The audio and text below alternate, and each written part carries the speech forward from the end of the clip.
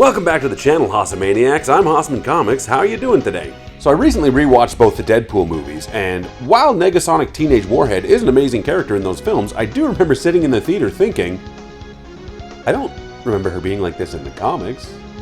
Was she even in the comics? And the more I thought about it, I couldn't actually remember reading anything. I knew I'd read comics that she had been in, and I remembered the name vaguely, but I didn't remember much about the character. So I thought, why not jump in and do an evolution of this character, see how she went from this to this. New X-Men number 115 was the second issue of this new turn for the series and the E for Extinction storyline, which means that Genosha is about to go bye-bye. But before that, in Genosha, we see Emma Frost teaching a telepathy class, and there is an as-of-yet unnamed student who dreamt last night 50 times, and again right now, that they are all going to die. And they do.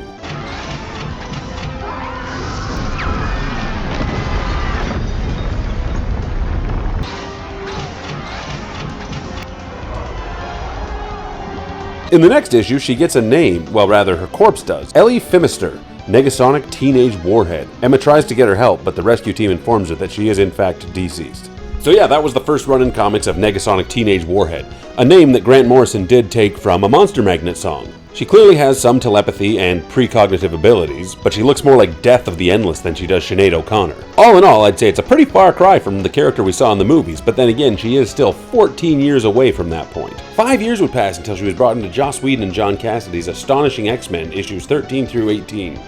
Sort of, more or less. We'll talk about it. A new Hellfire Club had been formed with Emma Frost, Sebastian Shaw, Cassandra Nova, and Negasonic Teenage Warhead. When Kitty Pryde hears about her codename, she says, wow, we really have run out of names. In fact, you can look at most lists of worst superhero names on the internet and find Negasonic Teenage Warhead there, which is like hogwash. I think it's a great name, and I think that's probably why Deadpool went on to say, Negasonic Teenage, what the shit? That's the coolest name ever! Anyway, to take a much longer story that took place over several issues, and it just had a whole bunch of twists and turns, and then to take it and condense it down into a smaller little bite-sized format, I guess I could just say that Cyclops grabbed a gun, shot Negasonic Teenage Warhead and the other members of the Hellfire Club, and that didn't actually matter because they were all forms of Emma Frost's subconsciousness anyway that she had brought to life, but once they realized that they were just subconscious, they all disappeared. So they never actually existed, and Negasonic Teenage Warhead was never actually there. She's still dead. 5 more years later, we would get the Necrotia X story, more specifically in X-Force 22 through 24. Selene and Eli Bard used a transmode virus to begin resurrecting the fallen of Genosha to create an army. Obviously, among them would be Negasonic Teenage Warhead. Complete with her death-related precognitive abilities, she would just kinda hang around in the background doing this and that until Selene was defeated and a blast wave took out all of the techno-zombies. Like destroying the mothership that takes out all the droids. Listen, they do it! And Negasonic Teenage Warhead, after a third run in the comics, was once again left dead.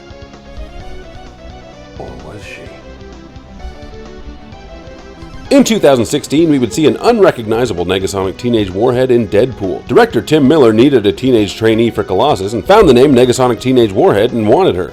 Name. They pretty much changed everything else about the character. Her looks, her power, making her an X-Man. Interestingly enough, these changes to the character did need to be approved by Marvel, and Marvel and Fox came to an agreement letting them change Negasonic Teenage Warhead, and in exchange, Marvel got Ego the Living Planet to use in Guardians of the Galaxy Volume 2. Fun fact, Ego the Living Planet is the name of another Monster Magnet song. Deadpool went on to become a very popular movie, and influence would come full circle, and Negasonic Teenage Warhead would pop back up in the comics looking like her film counterpart.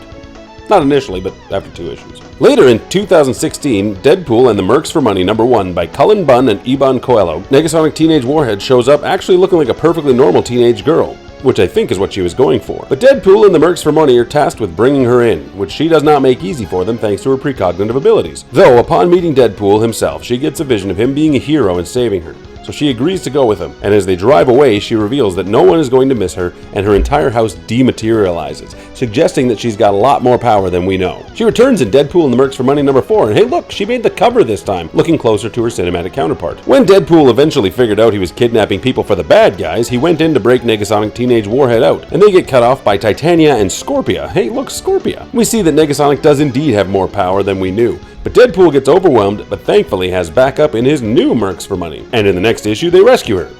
Again. And she shows off yet another new power when she siphons off all the energy from the presents. Also, because Deadpool ripped her out of the best home she's ever known, she needs to stick around with the Mercs for money for a while. In issue number 6, Brian Level steps in on the art, and we see Negasonic Teenage Warhead with a little bit more hair back and a new costume, really looking like herself now. And even starting to get some of that apathetic, sarcastic attitude from the film, though she does actually seem to get along with Wade here. She is a part of the team now, and she joins them on a mission where she actually conjures new uniforms for them out of thin air, as well as displaying some telekinetic abilities. Domino does point out that Negasonic Teenage Warhead's power levels could become a large threat in the future. The next couple of issues deal with the Inhumans versus the X-Men, and with the Terrigen cloud growing and threatening the life of every mutant on Earth, Negasonic Teenage Warhead uses her reality-altering powers and changes the cloud. It'll still create new Inhumans, but it will no longer harm mutants, because she's seen a mutant genocide before on Genosha, confirming that this is the same character from before. Crisis averted.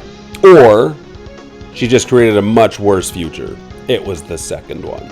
Negasonic Teenage Warhead from that future comes back to the present to tell current Negasonic Teenage Warhead to change the cloud back, which she does. And then from then on, she's just kind of along for the ride. She shows up in other Deadpool series, and she's just a small supporting role, really. She actually becomes pretty much Deadpool's secretary. And they never again further the storyline of what her powers are and if they could become a threat in the future, and I attribute that to Cullen Bunn no longer writing the character. Also, nothing I read actually showed her using her, human bomb explosive powers from the movie. I may have missed something. She did show up briefly in the Krakoan era of the X-Men, where we do see that she is indeed a friend of Ellen. And then she had an online exclusive Marvel Voices run, which I admit I should have read for this video, but I don't want to.